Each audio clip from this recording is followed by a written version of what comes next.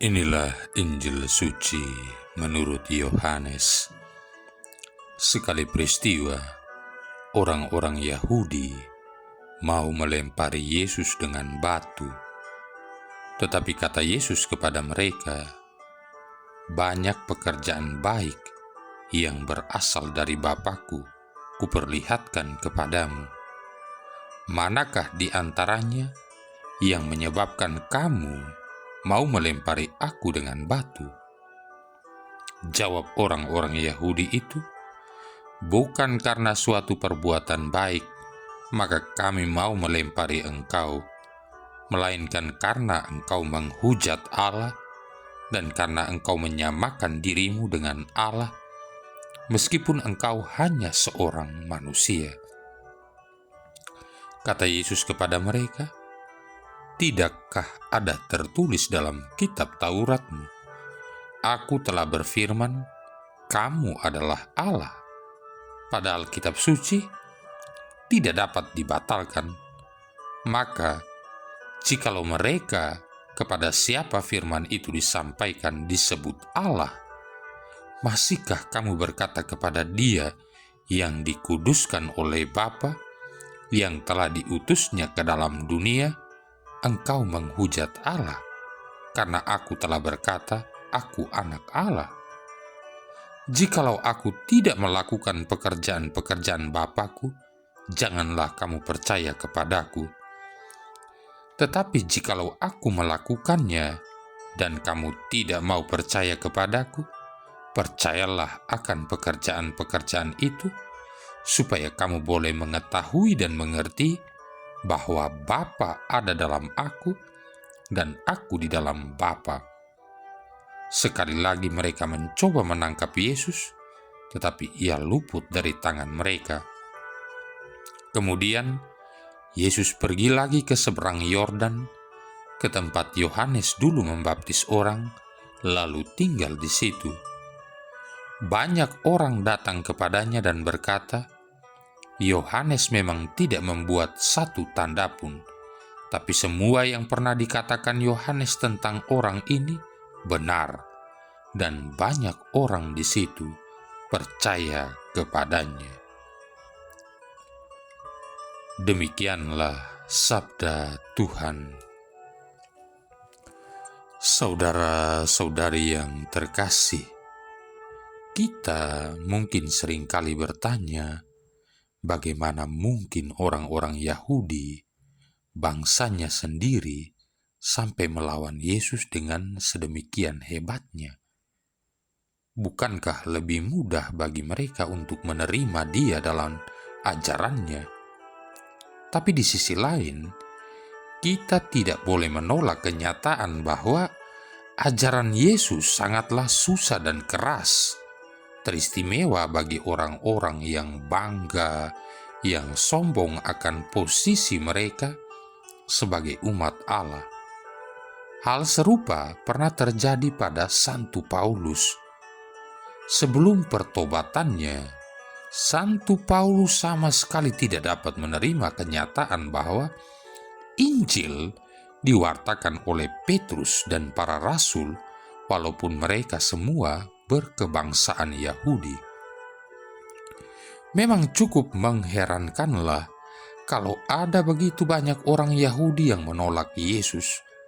Namun kita pun selalu harus mengingat kenyataan bahwa oposisi terhadap Yesus juga sesungguhnya terletak dalam setiap hati manusia, termasuk hati kita masing-masing. Orang-orang Yahudi telah menyaksikan sendiri begitu banyak mujizat-mujizat Yesus dan mendengarkan khotbah-khotbahnya serta perumpamaan-perumpamaannya yang sedemikian membumi. Akan tetapi, bila mana mereka dikonfrontasikan dengan dosa mereka sendiri dan kebutuhan akan pertobatan, maka menjadi sangat susah bagi mereka untuk menerima Yesus. Demikian pula dengan kita.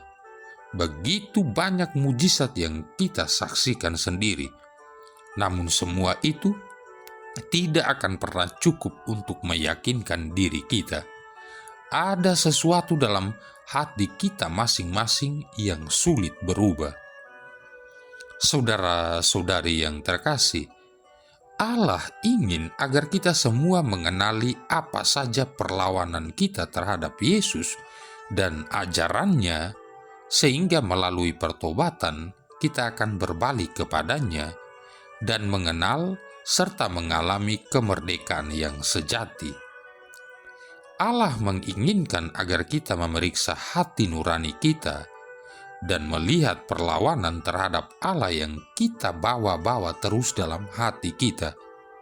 Kita dapat memohon kepada Roh Kudus untuk menyelidiki hati kita dan menolong kita melihat kekerasan hati kita.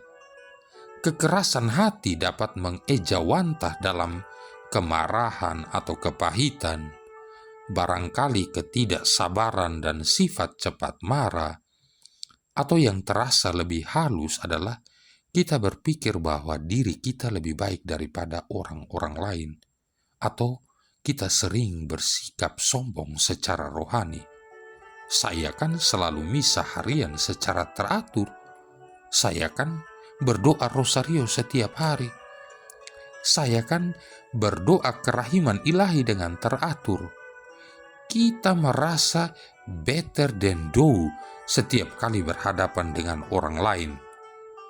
Apapun dosa-dosa kita yang spesifik, semua menunjuk pada suatu realitas sentral bahwa oposisi terhadap Yesus dan Injilnya. Itulah sebabnya mengapa gereja menyediakan sakramen rekonsiliasi, sakramen tobat.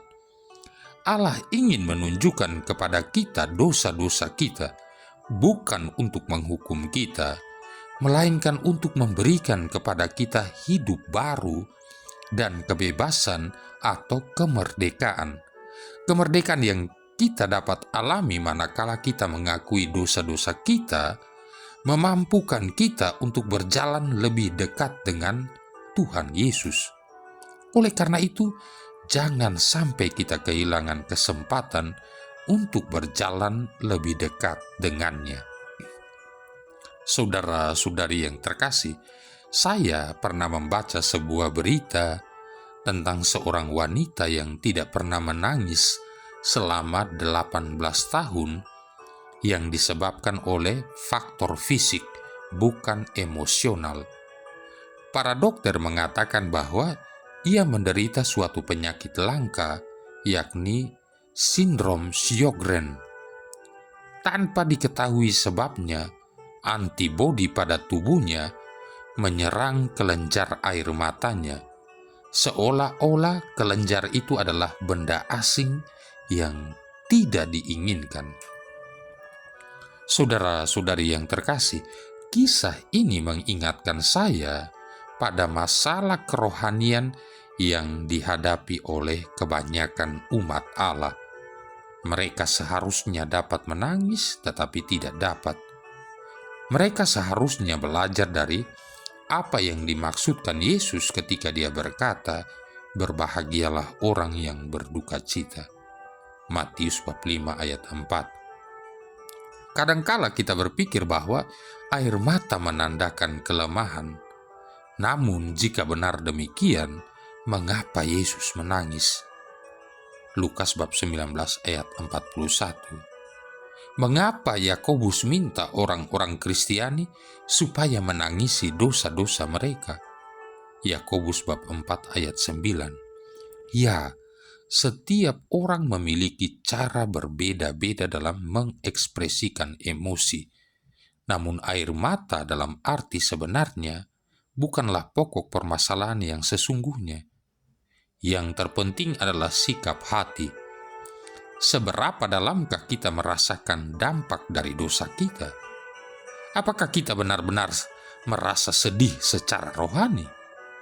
Apakah kita menderita melihat konsekuensi tragis yang ditimbulkan oleh dosa kita dalam relasi kita dengan orang lain, dan terutama dengan Tuhan? Yang saya maksudkan bukanlah menunjukkan kesedihan pura-pura, Tetapi apakah kita juga merasakan kesedihan yang sama dengan yang dirasakan Allah terhadap dosa dan kejahatan? Apakah kita bersedia mengubahnya? Ataukah air mata kita juga sudah kering? Marilah berdoa. Allah Bapa Maha Pengampun, kami ini orang lemah yang sering jatuh. Ampunilah kejahatan kami, dan bebaskanlah kami dari belenggu dosa kami. Dengan pengantaran Yesus Kristus Putramu Tuhan kami, yang bersama dengan Dikau dalam persatuan Roh Kudus, hidup dan berkuasa, satu Allah sepanjang segala masa. Tuhan memberkati kita sekalian, Bapa, Putra, dan Roh Kudus.